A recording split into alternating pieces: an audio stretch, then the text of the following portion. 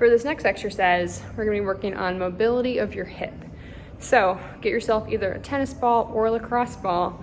If you're in pain, I actually do recommend a tennis ball over a lacrosse ball. It'll be less intense and you will still be able to get plenty of benefit out of it. So what you're gonna do, take your tennis ball.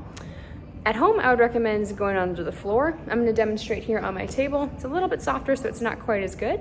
But what you're gonna do is laying on the table or on the floor, you're gonna take that tennis ball, you're gonna find the spot that's tight in the back of your hip. So you can use a couple minutes, seconds to find where that's going to be.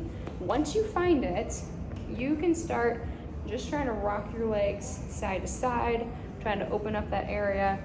The next thing though, taking your foot on top of your opposite knee into this figure 4, and from here, just trying to work on opening your knee, closing your knee. So we're just working just on that. If you found the right spot, this should be pretty tender. So just hanging out here, maybe 10 to 20 of these where you're just coming in and out. The next thing you're gonna do is just trying to rock side to side with it. So keeping everything here, but now I'm just trying to come more on top of that tennis ball and then rocking away from it. But I'm keeping the same position. So again, maybe 10 to 20 of these. The last thing that you are going to do here, keeping that lacrosse ball or tennis ball right where it's at. And then from here, you are going to lay on your side. This should be pretty tender. And from here, start with one leg straight and one leg bent. And you're actually just gonna try to march your legs. So you can't see my bottom foot, but I'm lifting it up off the table. And then the other one I'm bringing up as well.